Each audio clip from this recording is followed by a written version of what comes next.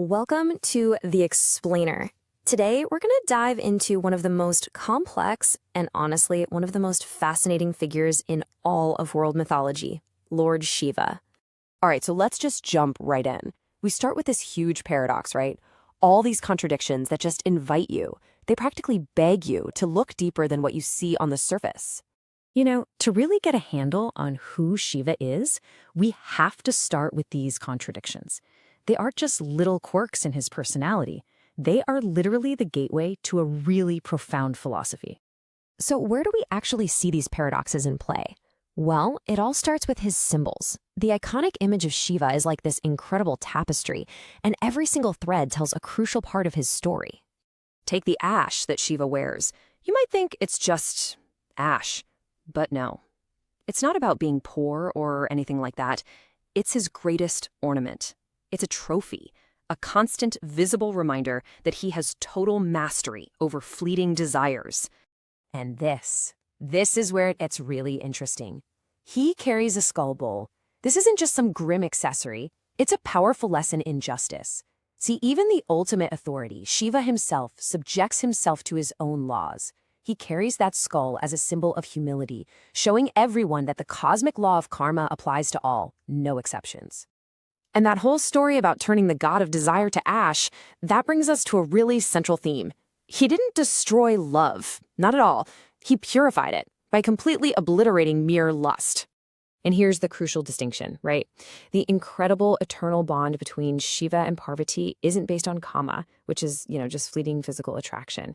It's founded on prema, a deep, righteous love that's born from real commitment and true devotion. I love this quote. It just completely reframes his whole aesthetic look, doesn't it? It's not about neglecting himself. It's a statement of ultimate power, of total control, and of a love that goes way, way beyond the physical. Now, this idea of self-mastery isn't just a standalone concept. It plugs directly into a universal principle that's said to govern every single action in the cosmos, the law of karma. And this is just a beautiful concept. The idea is, while you can't just erase the consequences of your actions, sincere devotion can act like a shield. The karmic bill still comes due, but divine grace can soften the blow, turning what might have been a fatal snake bite into, say, a simple ant bite. So while there's grace for our own personal failings, there is a specific line that when you cross it brings about an unfailing and pretty dire cosmic punishment. And that ultimate transgression is harming those who are devoted and righteous. It's considered a cosmic crime. And the consequence isn't just one bad thing happening. No, it's a systematic dismantling of your entire life. Your strength, your reputation, your wealth, and even your lifespan. It all starts to erode away. And all of this, it brings us to the final layer of this whole mystery. What is the true nature of Shiva?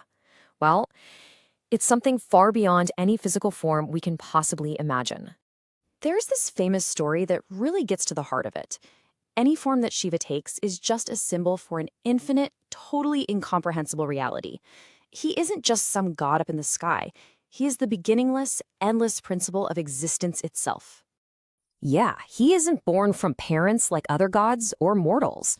The term Swayambhu means he is self-created, the timeless, uncaused cause from which everything else comes into being.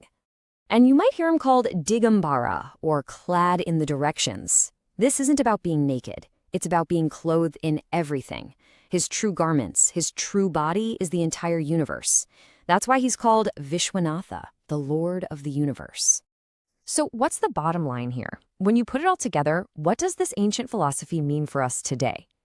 Well, it's a powerful, direct challenge to our modern obsessions with superficial appearances and desires that come and go. It's really urging us to shift our focus away from the external stuff and more towards self-mastery and understanding what's real. You see, the stories of Shiva aren't just ancient myths. They are questions posed to every single one of us across millennia. So I'll leave you with this. If the cosmos is his body and conquered desire is his ornament, what then is the true nature of our own reality? Thanks for joining us for this explainer.